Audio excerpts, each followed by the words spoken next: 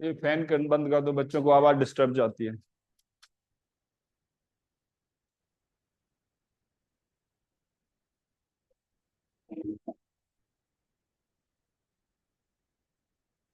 चलो लिखो, alkene complete करते हैं। ठीक है, कुछ पूछना हो किसी को पिछली क्लास से रिलेटेड? हाँ, तो आइसोमेरिज्म के डाउट पूछ लो, खत्म करते हैं उसको, जिसने भी किए हो, जो भी पूछना चाहते हो। 1 to 90 तक हम डिस्कस कर चुके थे। फिर भी कोई क्वेश्चन रह गया हो, 1 to 90 तक छूट गया हो, नहीं पूछ पाए हो? Any problem between 1 to 90?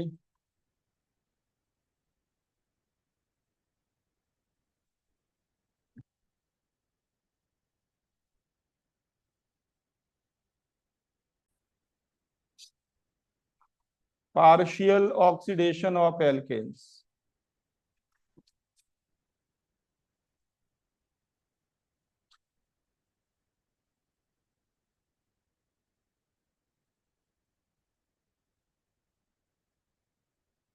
तो जैसे आपके पास मीथेन है, इसके इसको अगर CO2 में कन्वर्ट कर दें, सारे H हटा के O ले आए, तो ये कहलाता है complete oxidation.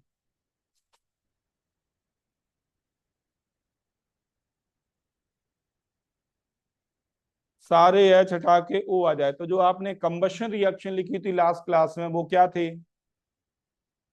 Complete oxidation of hydrocarbon alkane. Combustion reaction थी कंप्लीट ऑक्सीडेशन। उसमें कुछ नहीं करना, ऑक्सीजन गैस डाल दो एक्सेस में, सीधे CO2 बनेगा। लेकिन अगर आप कंट्रोल करना चाहते हैं, पार्शियली ऑक्सीडाइज करना चाहते हैं एल्केन्स को, तो कैटालिस्ट की जरूरत पड़ती है। तो मीथेन को आप रिएक्ट कराएं O2 से, कॉपर कैटालिस्ट ले लें, 523 केल्विन टेम्परेचर पे, नियरली 200 एटमॉस्फेयर P। तो ये मीथेनॉल बनता है, एक ही H इसका ब्रेक होता है।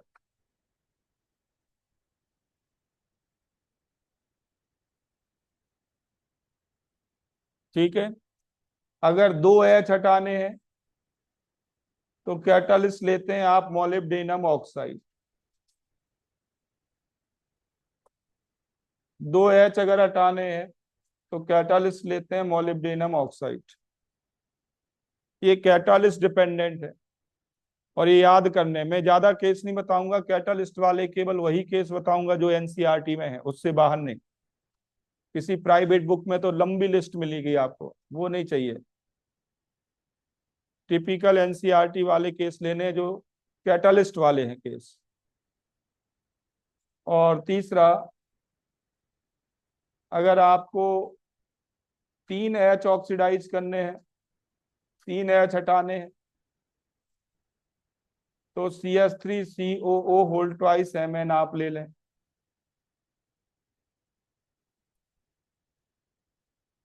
एसिटिक एसिड बन जाएगा। अब आप कहोगे कि जो हमने इनऑर्गेनिक में KMnO4 एंड K2Cr2O7 पढ़े थे ऑक्सीडेंट, उनका कोई रोल नहीं यहाँ पे, क्या वो सीधे ऑक्सीडाइज नहीं कर सकते? तो आंसर है यस। लेकिन कंडीशन है, वो केवल टर्शरी CH को ऑक्सीडाइज कर पाते हैं, ओनली टर्शरी CH। ये ऑक्सीडाइज हो जाएगा बाई KMnO4 और एल्कोहल बनेगा। केवल टर्शरी CH ऑक्सीडाइज होता है।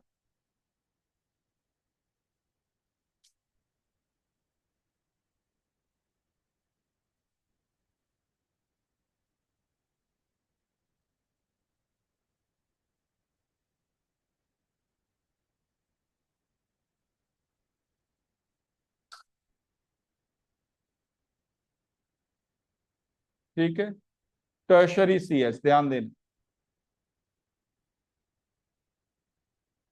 तो ये है पार्शियल ऑक्सीडेशन, हमने एक एच, दो एच और तीन एच हटाए वन बाई वन। कैटालिस्ट आपको याद रखना है। नेक्स्ट लिखो, एरोमेटाइजेशन और रिफॉर्मिंग। एरोमेटाइजेशन और रिफॉर्मिंग। रिफॉर्मिंग।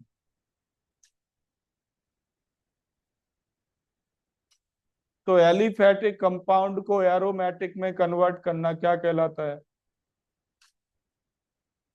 एलिफैटिक को एरोमेटिक में कन्वर्ट करना, एक सर्टेन कैटालिस्ट लगता है इसमें। ठीक है, तो आपको एरोमेटिक कंपाउंड मिल जाते हैं। दूसरा नाम है इसी रिएक्शन का D halogenation, D hydrogenation, sorry, hydrogen बाहर करना, डी हाइड्रोजिनेशन।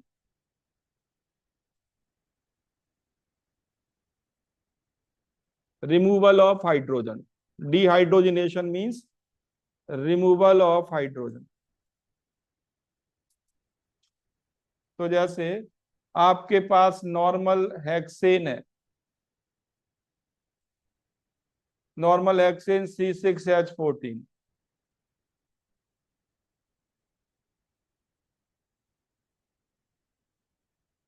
इसको आप कैटालिस्ट Cr2O3 ले लें, कैटालिस्ट MO2O3 ले लें, या वेनेडियम पेंटा ऑक्साइड ले लें।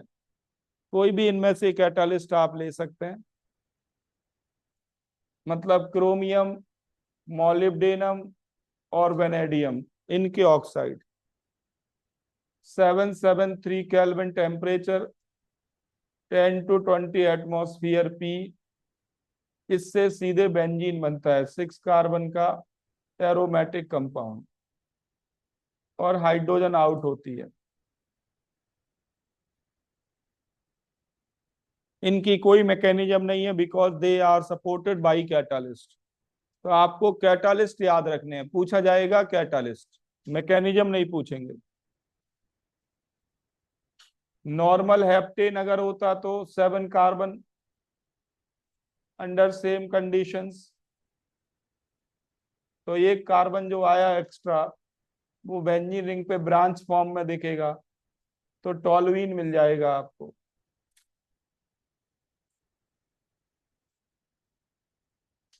अगर नॉर्मल ऑक्टेन का एरोमेटाइजेशन करें, नॉर्मल ऑक्टेन का 8 कार्बन है, तो कितने प्रोडक्ट बनेंगे बता सकते हो? आंसर है 4 प्रोडक्ट बनेंगे। एक बनेगा इथाइल बेंजीन, एक बनेगा ऑर्थोजाइलिन, मेटाजाइलिन, पैराजाइलिन।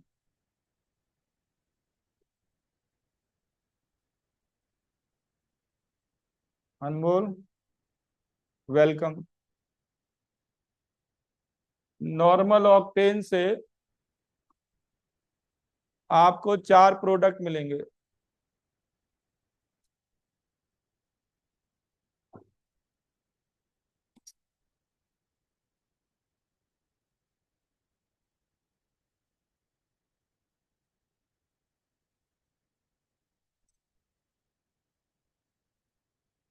ये है एरोमेटाइजेशन। नेक्स्ट लिखो, आइसोमराइजेशन।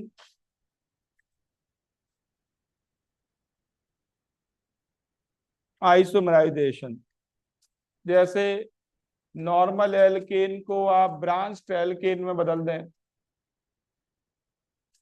इसके लिए भी कैटालिस्ट है जो याद करने होंगे आपको। एनहाइड्रस AlCl3 एंड HCl का मिक्सचर लेते हैं। अनब्रांच्ड को किस में बदलते हैं? ब्रांच में बदलते हैं। ब्रांच्ड हाइड्रोकार्बन अगर आप पेट्रोल में मिला देते हैं तो उसका ऑक्टेन नंबर बढ़ जाता है।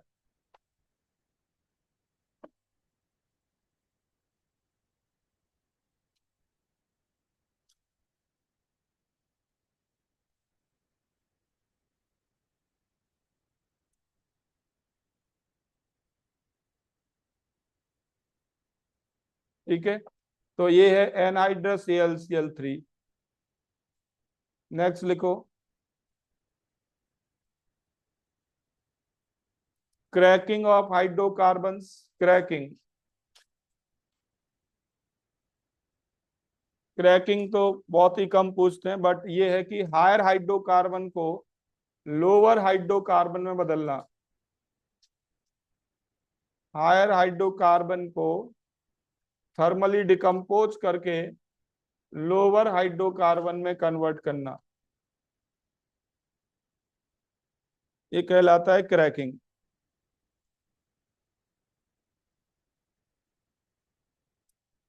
और इसमें कोई प्रोडक्ट फिक्स नहीं होते, इसमें प्रोडक्ट फिक्स नहीं होते, इसलिए रिएक्शन आती नहीं ज्यादा। जैसे आपके पास मान लो नॉर्मल पेंटेन है, आप इसको एक सर्टेन टेम्परेचर तक हीट करो, हर एक एल्केन के लिए अलग अलग टेम्परेचर लगता है, वो टेम्परेचर याद नहीं करना आपको, ठीक है, सीधे यहाँ लिख सकते हैं हाई टेम्परेचर। तो एक सर्टेन टेम्परेचर तक हीट करोगे तो क्या होगा, ये हो सकता है केवल हाइड्रोजन लूज करे और एल्कीन बन जाए, हो सकता है CC बॉन्ड टूट जाए और ये दो अलग अलग प्रोडक्ट में चला जाए। और भी पॉसिबिलिटी है, एक मीथेन बन जाए, एक 4 कार्बन की एल्कीन बन जाए।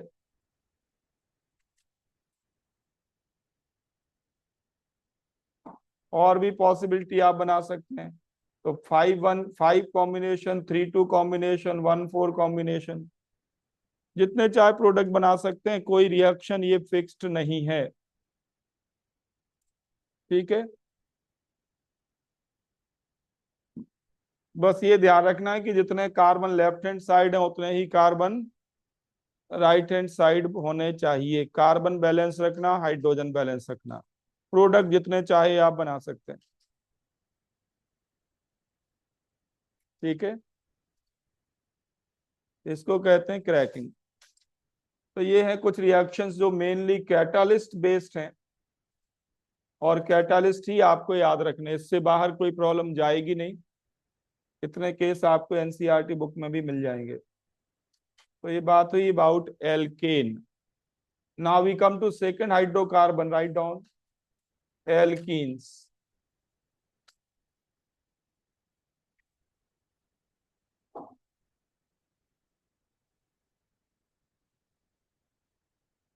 एल्कीन का दूसरा नाम ओलिफिन भी है। ओलिफिन क्यों कहते हैं इसको, ऑयल लविंग।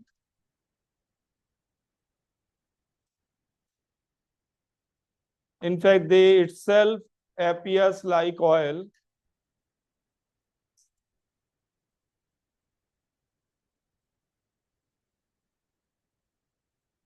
तो दूसरा नाम पड़ गया इनका ओलिफिन।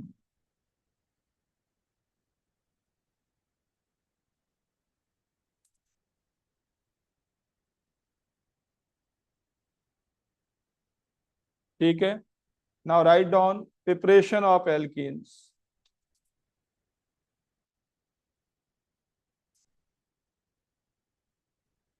तो फर्स्ट मेथड लिखें, hydrogenation of alkynes. Hydrogenation of alkynes,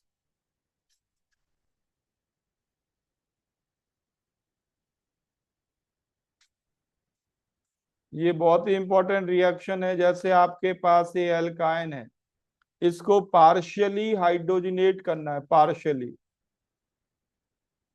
तो पैलेडियम कैटालिस्ट को डीएक्टिवेट करते हैं, चारकोल पे मिक्स करके कैल्शियम कार्बोनेट या बेरियम सल्फेट या सल्फर या क्यूनोलिन, ये पॉइजन डाल देते हैं।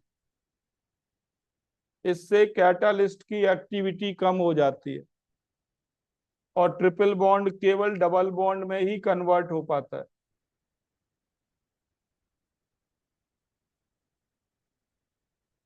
सिस एल्कीन बनती है। तो प्योर पैलेडियम नहीं लेते, क्या करते हैं उसको डीएक्टिवेट करते हैं।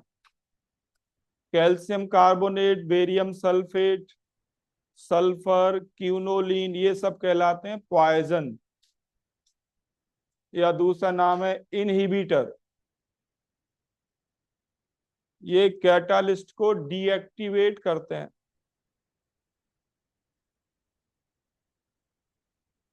और अगर डीएक्टिवेटेड कैटालिस्ट है तो रिएक्शन एल्कीन पर रुक जाती है, एल्केन तक प्रोसीड नहीं करती।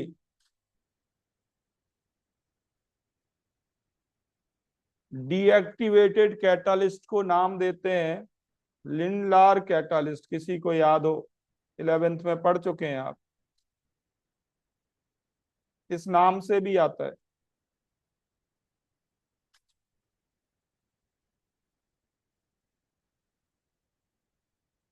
डीएक्टिवेटेड पैलेडियम को क्या कहते हैं? Deactivated palladium is called Lindlar's catalyst.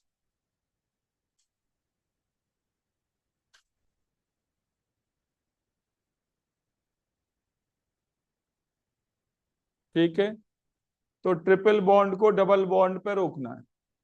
एक और रिएक्शन है ट्रिपल बॉन्ड को डबल बॉन्ड पे रोकने का, दूसरा मेथड, वो है बर्थ रिडक्शन।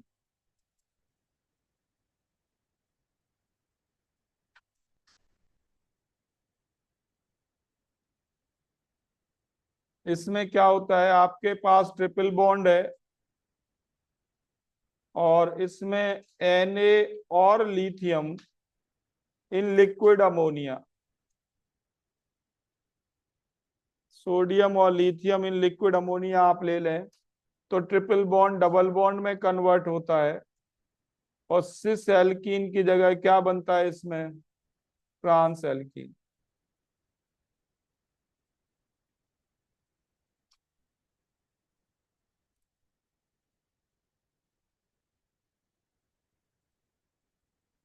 तो ये दो डिफरेंट केस हैं, एक में सिस एल्कीन बनाया और एक में ट्रांस एल्कीन बनाया। ठीक है, मैकेनिज्म की इंपॉर्टेंस नहीं है इसलिए लिखने की जरूरत नहीं। ऑर्गेनिक में कई मैकेनिज्म आएंगी, मेनली उन पे कंसंट्रेट करना है जो आपसे पूछी जा सकती हैं। ठीक है, बट ये ध्यान रख सकते हैं आपकी, इससे ट्रांस एल्कीन बनता है। तो ये पहला मेथड है, हाइड्रोजिनेशन ऑफ एल्काइन। दूसरा मेथड लिखो, second method, dehydro halogenation. Dehydro halogenation of RX, alkyl halide.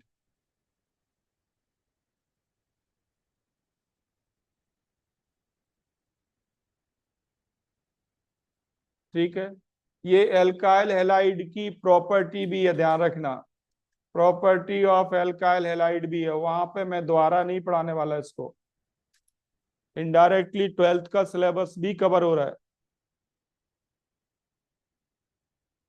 तो तीन टाइप की रिएक्शन होती हैं, E1,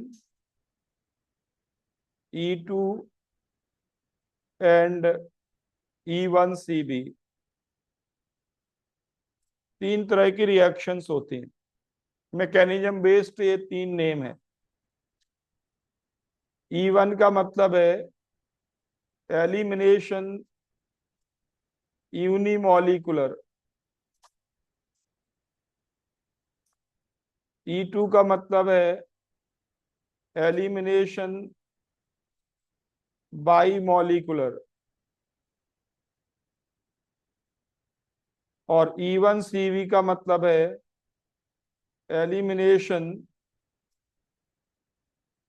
यूनिमॉलिकुलर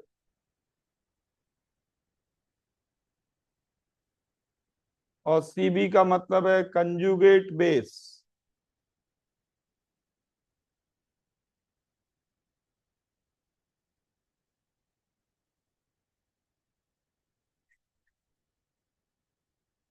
तीन तरह की रिएक्शन मैकेनिज्म हम लिखने वाले हैं। क्या डिफरेंस है इन तीन डिफरेंट मैकेनिज्म में, ये वन बाय वन अभी डील करेंगे डिटेल, लेकिन बेसिक आइडिया ये है, ध्यान दो। डिहाइड्रो हेलोजिनेशन वर्ड का मतलब है, डी मतलब रिमूवल, किसका रिमूवल, हाइड्रोजन और हेलोजन का। जैसे आप कहते हो डिहाइड्रेशन, क्या मतलब इसका, रिमूवल ऑफ वाटर। अभी थोड़ी देर पहले लिखा आपने डिहाइड्रोजिनेशन, क्या मतलब उसका, रिमूवल ऑफ हाइड्रोजन। अब हम लिख रहे हैं dehydro halogenation, removal of hydrogen and halogen. अब ऑर्गेनिक कंपाउंड से हाइड्रोजन और हेलोजन रिमूव होंगे, ऑर्गेनिक कंपाउंड से हाइड्रोजन और हेलोजन रिमूव होंगे तो आपको एल्कीन मिलेगी। टारगेट हमारा है एल्कीन बनाना।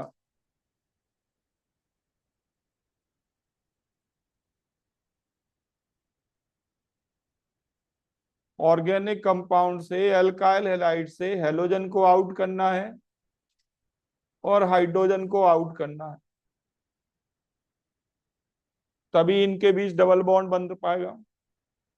तो रिएक्शन का नाम क्या पड़ गया, डिहाइड्रोहेलोजिनेशन। अब तीन तरह से चांसेस हैं, ध्यान दो। हो सकता है कि C H bond and C X bond simultaneously break हो। अगर साइमल्टेनियसली ब्रेक होते हैं तो रिएक्शन मैकेनिज्म का नाम होगा E2।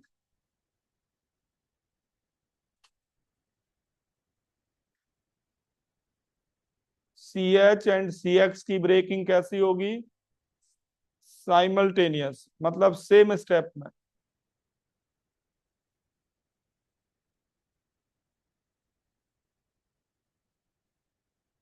ठीक है।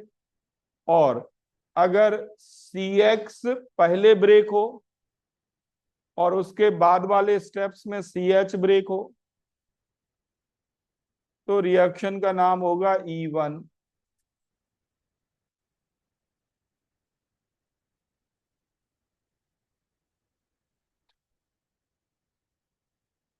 ठीक है।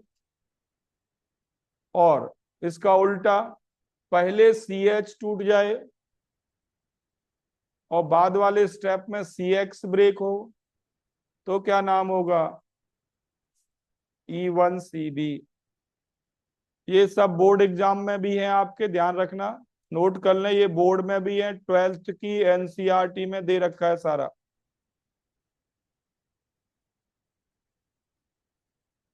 ये सारी मैकेनिज्म बोर्ड एग्जाम में है।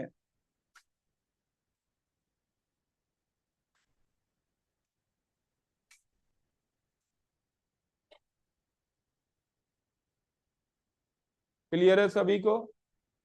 तो तीन पॉसिबिलिटी हैं, साइमल्टेनियस ब्रेकिंग, E2 पहले सी एक्स ब्रेक हो फिर सी एच, E1 पहले सी एच देन सी एक्स, E1CB। अब घर जाके पेन पेपर लेके एक बार बगैर देखे लिखेंगे ना आप, तो आपको अगले 6 महीने तक याद रहेगा। लेकिन नहीं लिखोगे तो आप देखना 3 दिन बाद आपको डेफिनेशन भी याद नहीं रहेंगी। तो पहले मैं ले रहा हूं E2, E2 रिएक्शन मैं पहले ले रहा हूं। तो जैसे आपके पास है CH3CH2OH, सॉरी CH3CH2Cl, और इसमें आपने ऐड कर दिया एल्कोहलिक KOH, हीट कर दिया तो प्रोडक्ट बनता है CH2 double bond CH2, ethene बनता है।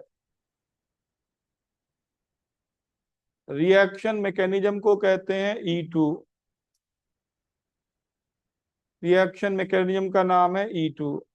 मैकेनिज्म कैसे हो रही है फिर इसकी कैरेक्टरिस्टिक लिखेंगे। मैकेनिज्म देखें,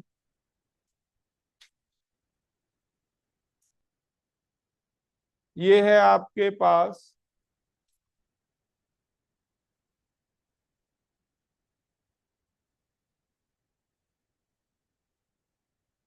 इथाइल क्लोराइड,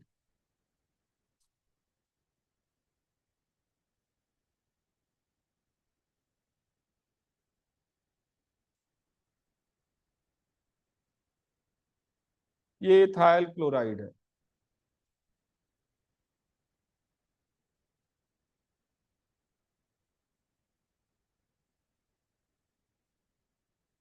ठीक है, अब ध्यान देना, ऐसा बनाने के पीछे पर्पज है वो ये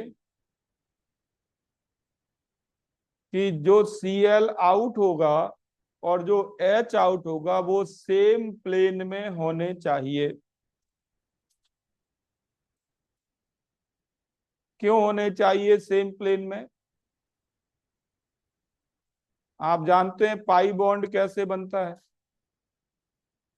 पाई बॉन्ड बनता है बाई लेटरल ओवरलैपिंग। और लेटरल ओवरलैपिंग कब संभव है बताओ जरा? जब ये दोनों पी ऑर्बिटल सेम प्लेन में होंगे।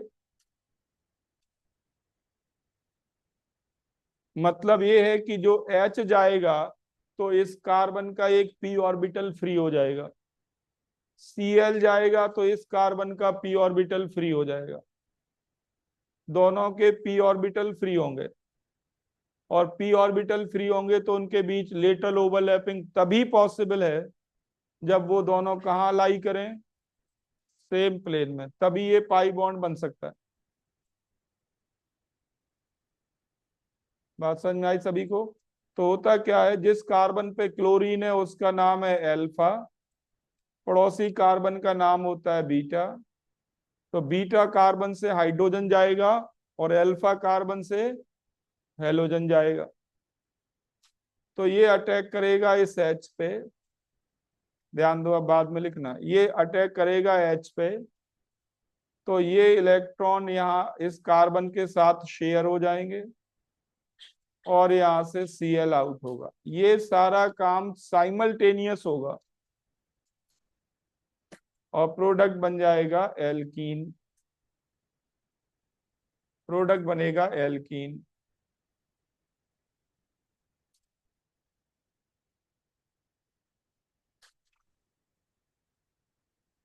साथ में इधर H2O में लिख रहा हूं क्योंकि ये H2O में बदल गया और Cl आउट हो गया।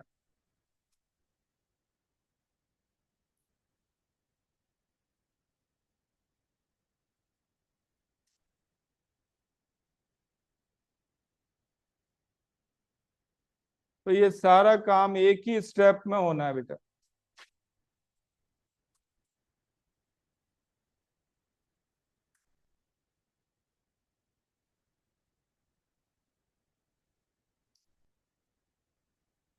अगर आप न्यूमैन प्रोजेक्शन बनाएंगे तो आप देखेंगे कि इस Cl के 180 पे H है।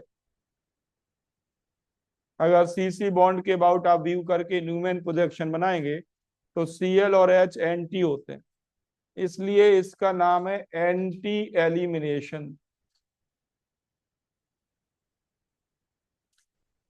E2 रिएक्शन है एंटी एलिमिनेशन। मींस जो ग्रुप एग्जिट करने वाले हैं उनकी पोजीशन 180 डिग्री पे है, एंटी है। न्यूमैन प्रोजेक्शन में देखें तो they are at anti position.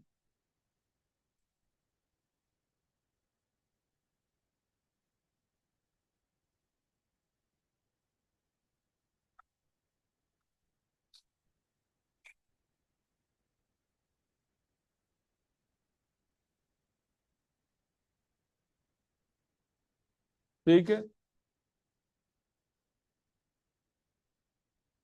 तो अब इस मैकेनिज्म को देखें और करेक्टरिस्टिक्स लिखें। Characteristics of E2।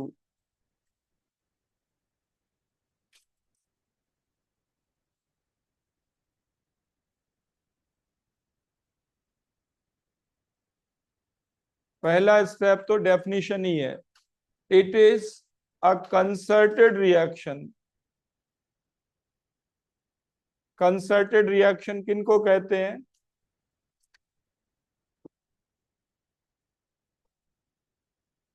जो सिंगल स्टेप में हो, जिनमें बॉन्ड ब्रेकिंग बॉन्ड फॉर्मेशन एक ही साथ हो। ये पूरी ऑर्गेनिक के लिए वर्ड है, concerted, where bond breaking and formation is simultaneous.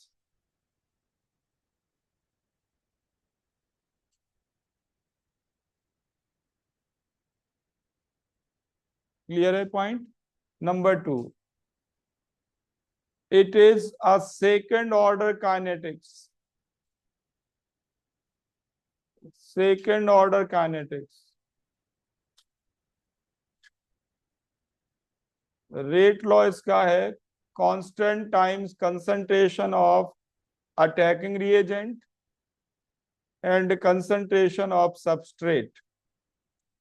Alkyl halide का नाम होगा सबस्ट्रेट और OH ग्रुप का नाम होगा अटैकिंग रिएजेंट।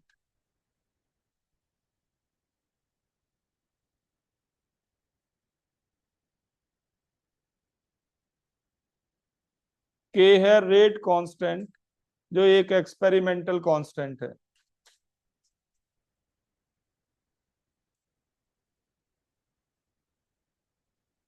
ठीक है, तो ये सेकंड ऑर्डर काइनेटिक्स है।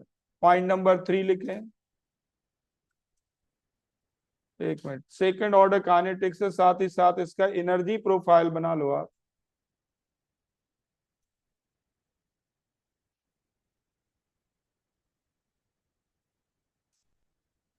सिंगल स्टेप में रिएक्शन हो रही है तो कितने पीक्स आपको नजर आएंगे? बोलो। एक ही पीक दिखेगा। एंडोथर्मिक रिएक्शन होगी या एक्सोथर्मिक? तो ध्यान रहे, एलिमिनेशन रिएक्शन हमेशा एंडोथर्मिक होती हैं। उनको एक तरह से डिकम्पोजिशन रिएक्शन है ये। एलिमिनेशन रिएक्शन का दूसरा नाम क्या है? डिकम्पोजिशन। और डिकम्पोजिशन करना हो तो एनर्जी खर्च करनी पड़ेगी आपको। तो एंडोथर्मिक रिएक्शन है, सिंगल स्टेप रिएक्शन है। इसका मतलब ये है कि एक ही पीक ग्राफ में दिखेगा। ये अल्काइल हैलाइड हो गया और ये एल्कीन हो गया, सिंगल पीक नजर आएगा।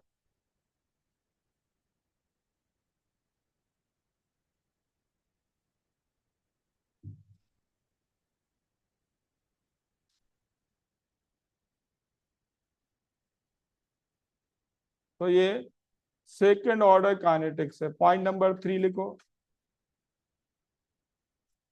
Point number 3, it requires strong base as attacking reagent.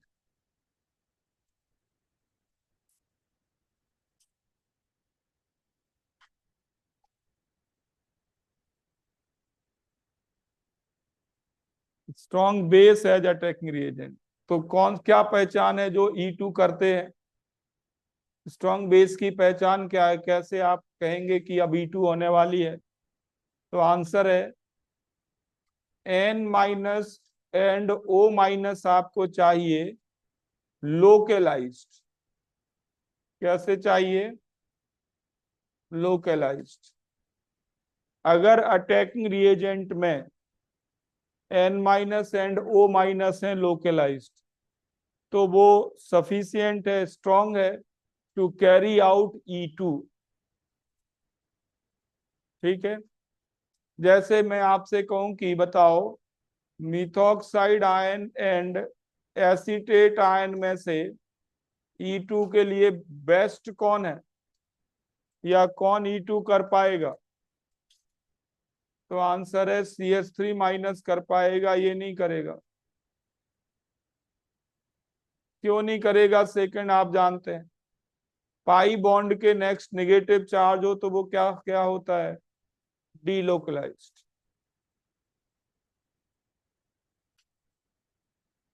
Pi bond के नेक्स्ट एटम पे पॉजिटिव चार्ज हो, नेगेटिव चार्ज हो, लॉन पेयर हो, वो कैसा होता है? डीलोकलाइज्ड।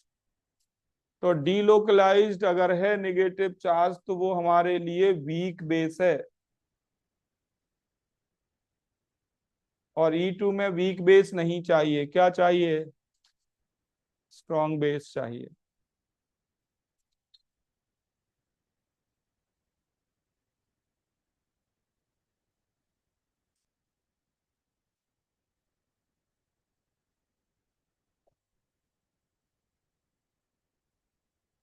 समझ में आ गया सभी को? नेक्स्ट लिखो, fourth, reactivity of substrate. Reactivity of R X. तो टर्शरी हैलाइड बेस्ट होता है रिएक्टिविटी में, then secondary halide, then primary halide.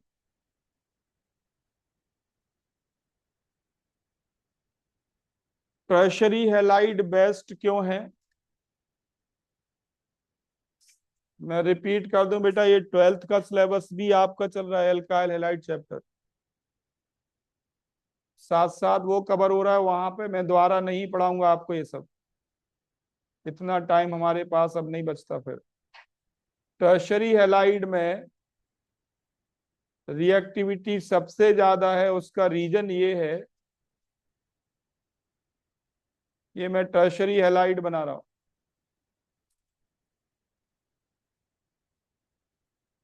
जिस कार्बन पे हेलोजन है उसका नाम क्या है? Alpha carbon. पड़ोसी कार्बन को क्या कहते हैं? Beta carbon. तो कितनी बीटा हाइड्रोजन है बताओ जरा? आंसर है 9। तो जो मैकेनिज्म अभी आपने थोड़ी देर पहले लिखी थी कि OH आयन बीटा हाइड्रोजन पे अटैक करेगा, यहाँ पे तो इसके पास कॉलिजन के 3 ही चांस हैं। लेकिन अगर बीटा हाइड्रोजन बहुत ज्यादा है तो क्या होगा? कॉलिजन के चांसेस इंक्रीज हो जाएंगे। एक बात तो ये है फेवरेबल टर्शरी हैलाइड में। दूसरा पॉइंट है, ध्यान दो, जो अटैकिंग रिएजेंट है उसके पास एक ऑप्शन और है, ये कार्बन हेलोजन बॉन्ड होता है, पोलर कोवेलेंट बॉन्ड। और अटैकिंग रिएजेंट इस अल्फा कार्बन पे भी जा सकता था, लेकिन इस केस में नहीं जा पाएगा, क्योंकि हमने उस कार्बन की क्राउडिंग कर दी है। क्राउडिंग मतलब 3-3 एल्काइल ग्रुप उस पे आ गए हैं, तो अटैकिंग रिएजेंट इंटीरियर कार्बन पे नहीं पहुंचेगा। अगर अटैकिंग रिएजेंट इंटीरियर कार्बन तक पहुंच जाता तो रिएक्शन का नाम होता न्यूक्लियोफिलिक सब्स्टिट्यूशन, जो हम आगे पढ़ेंगे। आप वैसे वुड्स रिएक्शन में लिख चुके हैं। तो टर्शरी हैलाइड मोस्ट रिएक्टिव क्यों है, ये समझ में आ गया? नंबर 5 लिखो, characteristic number 5।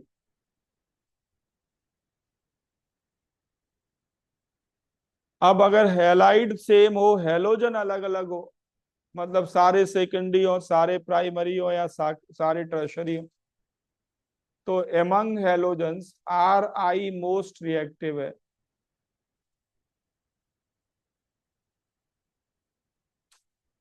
Rf least reactive होगा। एल्काइल आयोडाइड मोस्ट रिएक्टिव है इन E2। Why most reactive in E2?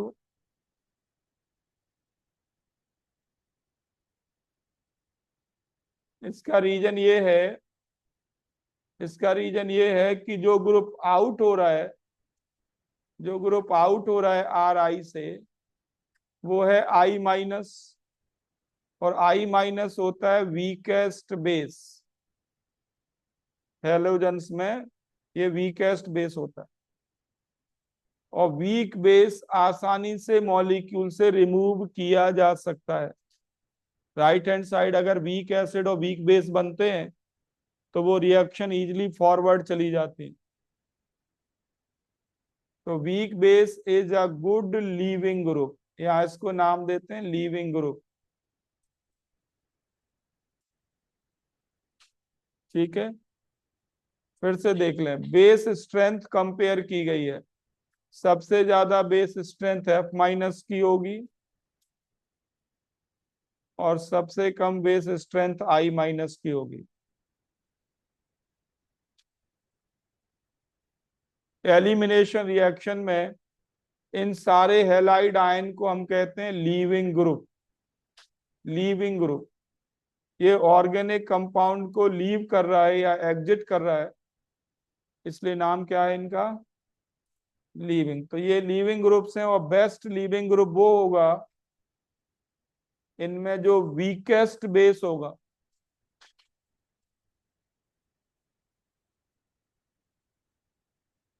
तो आर आई मोस्ट रिएक्टिव है because I minus is the best leaving group.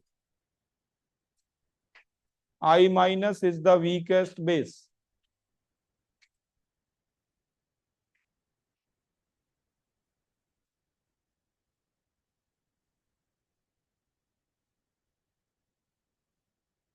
लिख लिया सबने। Characteristic number 5। करेक्टरिस्टिक नंबर 6, अब थोड़ा stereo chemistry based. It is an anti elimination. Anti elimination meaning already आप सुन चुके हैं। एंटी एलिमिनेशन का मतलब है जो ग्रुप लीव करेंगे उनकी पोजीशन सीसी बॉन्ड के अबाउट कैसी होगी, anti. Leaving group anti position पे होने चाहिए।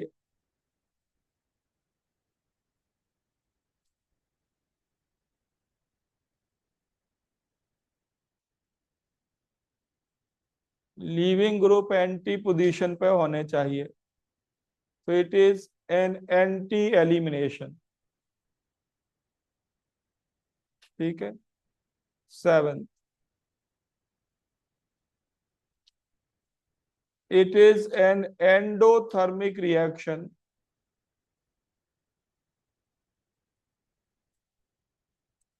Endothermic reaction. Why endothermic?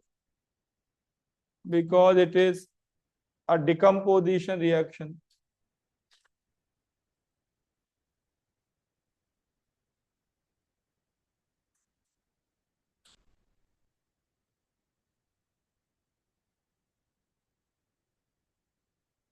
Clear है सबको? Number 8, about solvent. सॉल्वेंट कैसा चाहिए आपको? तो बेस्ट सॉल्वेंट है polar aprotic. Polar aprotic solvents are the best for E2।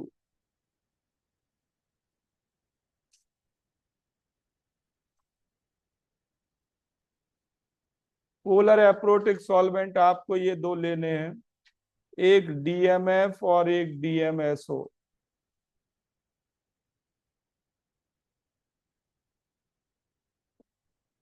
इनके बारे में मैं पहले ही बता चुका हूं आपको। तो ये पोलर एप्रोटिक सॉल्वेंट बेस्ट हैं, लेकिन ध्यान देना, इसका ये मतलब नहीं है कि E2 एक्सक्लूसिवली इन्हीं में हो सकती है। एल्कोहल भी आप यूज कर लेते हैं, it is also a suitable solvent but not better than this.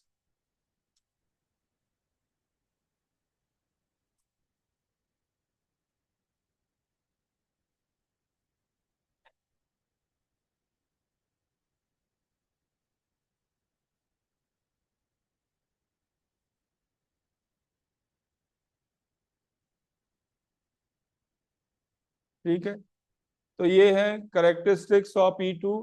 अब इन पे बेस्ड कई तरह के क्वेश्चंस आए हुए हैं, और अभी एक दो करेक्टरिस्टिक और लिखेंगे, रिएक्शन के साथ साथ उनको ऐड करेंगे। जैसे, अब ध्यान दो, अब मैं एग्जांपल ले रहा हूं E2 के।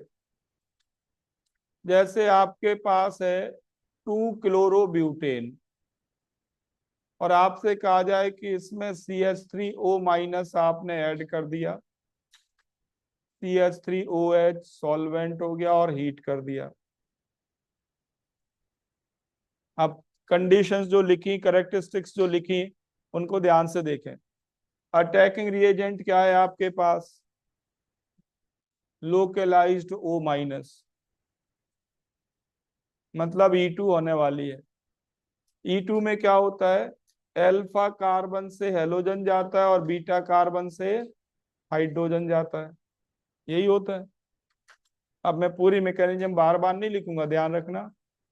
अल्फा कार्बन से हेलोजन और बीटा कार्बन से हाइड्रोजन, मतलब दो एल्कीन बन सकती हैं, एक 2 ब्यूटीन और एक 1 ब्यूटीन।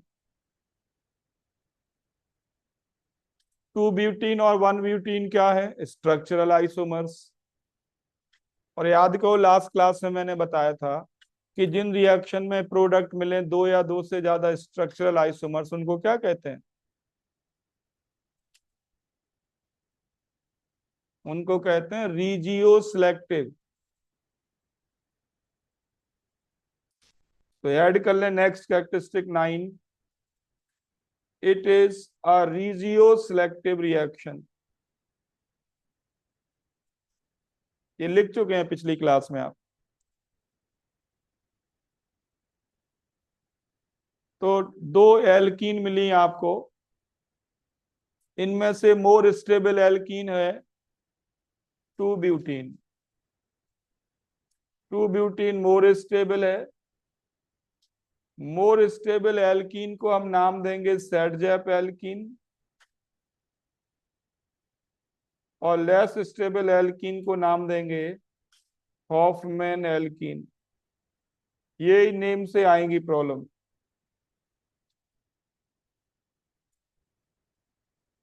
एल्कीन की स्टेबिलिटी कंपैरिजन के लिए जीओसी आप ओपन करें, हाइपर कंजुगेशन में सारा डिटेल बता रखा है आपको। तो सेडजेप एल्कीन मोर स्टेबल एल्कीन है, और सेडजेप एल्कीन मेजर प्रोडक्ट है।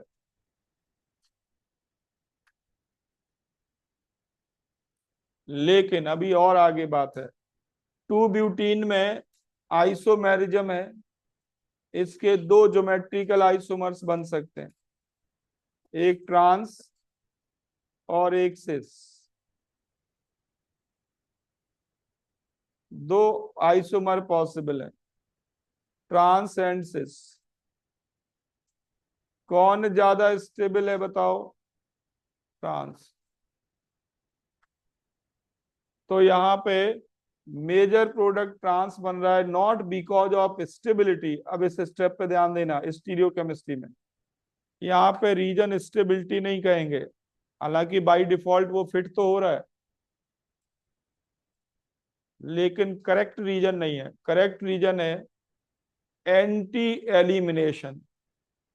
अभी हम आगे एग्जांपल देखेंगे जहां सिस एल्कीन मेजर बन जाएगा, फिर क्या कहेंगे?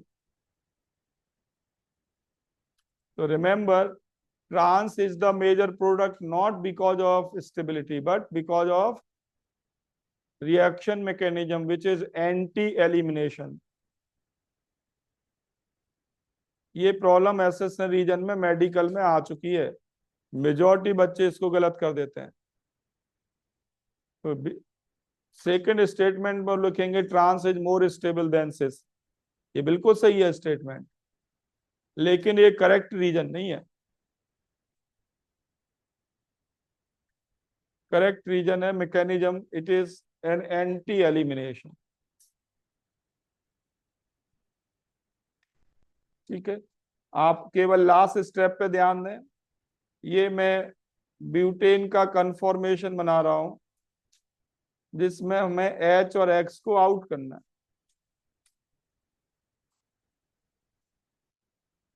और सबसे ज्यादा स्टेबल कन्फॉर्मेशन कौन सा होगा ब्यूटेन का? एंटी, सबको पता है। इसमें आपने मिथॉक्साइड डाला,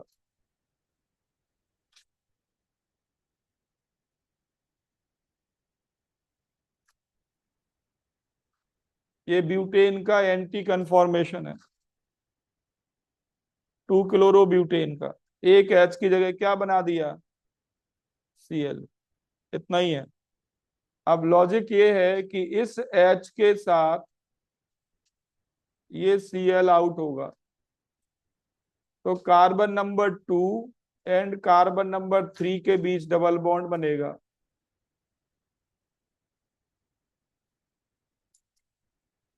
यहाँ पे ये कार्बन 1 है, ये 2 है, ये 3 है, ये 4 है। हम बात कर रहे हैं 2 3 के अबाउट एलिमिनेशन की, क्योंकि वहीं पे सिस और ट्रांस एल्कीन बनेंगी।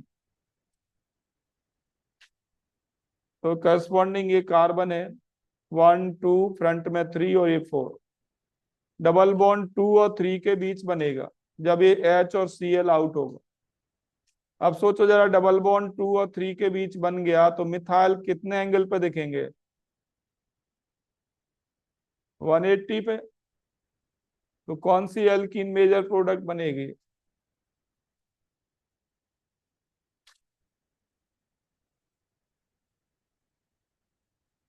Trans alkene.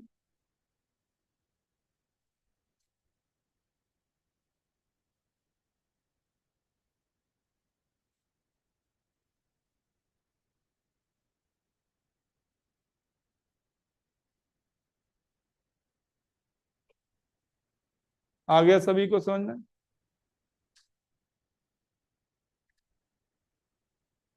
तो ये एंटी एलिमिनेशन है, इसलिए ट्रांस एल्कीन मेजर प्रोडक्ट बन रही है। तो पहला नाम तो ये कि ये सिस और ट्रांस, पहला पॉइंट ध्यान दो बेटा, 1 ब्यूटीन और 2 ब्यूटीन में कौन ज्यादा? 2 ब्यूटीन।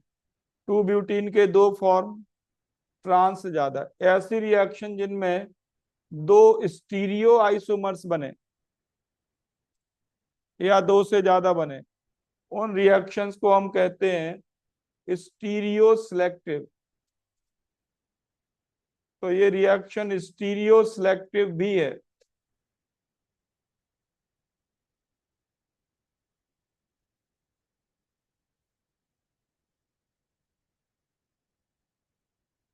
और एक और टर्म, ये रिएक्शन स्टीरियो स्पेसिफिक भी है।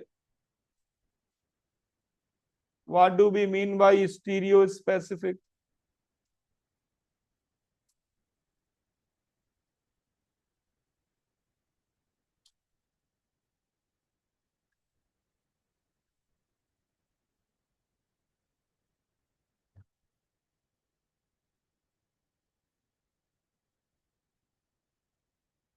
स्टीरियो स्पेसिफिक इस एक एग्जांपल से आपको समझ में आएगा। जैसे मेरे पास ये दो एल्काइल हैलाइड है,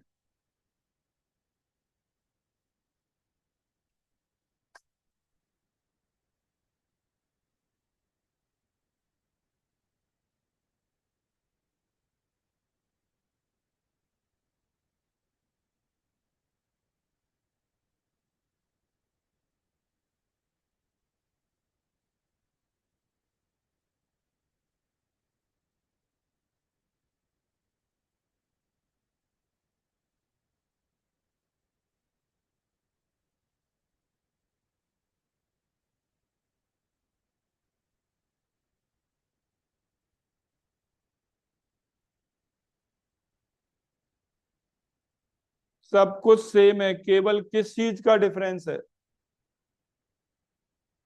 stereo chemistry about alpha carbon. जिस कार्बन पे हेलोजन है उसको अल्फा कहते हैं, और उसके पड़ोसी कार्बन को क्या कहते हैं? बीटा। मैंने केवल रिएक्टेंट साइड अल्फा कार्बन की स्टीरियो केमिस्ट्री चेंज की है और कुछ भी नहीं किया। तो पहले केस में आपको ये एल्कीन मेजर प्रोडक्ट मिलेगी, दूसरे केस में ये एल्कीन मेजर प्रोडक्ट मिलेगी। इसको कहते हैं सेडजेप एल्कीन, दूसरी बनेगी ही नहीं, और इसमें मिलेगी हॉफमैन।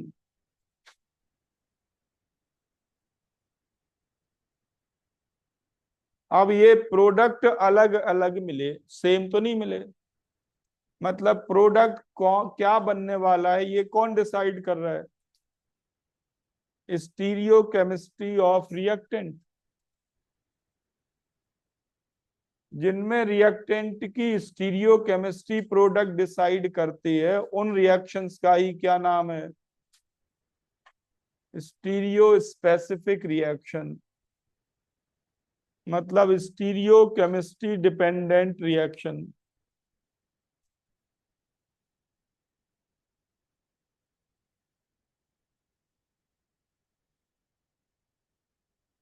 तो प्रोडक्ट बनाना बहुत आसान है, ध्यान दें, बस बेसिक बात दिमाग में रखें कि E2 रिएक्शन एंटी एलिमिनेशन होती है।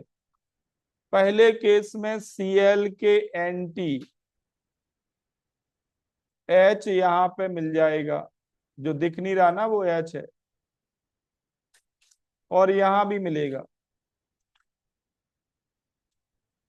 तो सेटजेब भी बनेगी, हॉफमैन भी बनेगी, लेकिन मेजर एल्कीन कौन सी होगी? सेटजेब।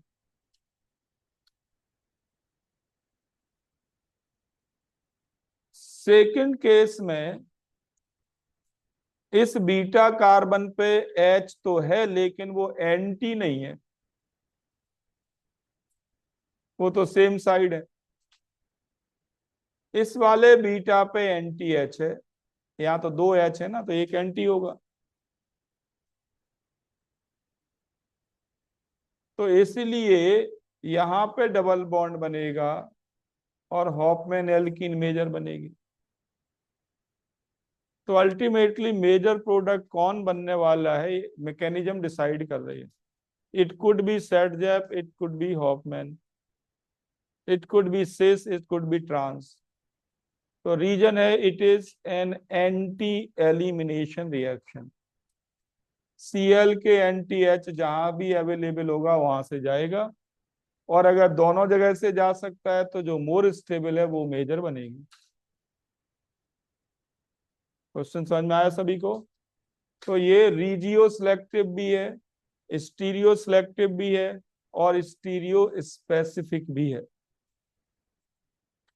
ठीक है, तो इसको नेक्स्ट क्लास में कंटिन्यू रखेंगे, ये अगली क्लास में खत्म होगा। ये सारा कुछ बोर्ड एग्जाम में आना है, 12th की एनसीईआरटी में सब कुछ लिखा है। ठीक है, करते हैं इसको।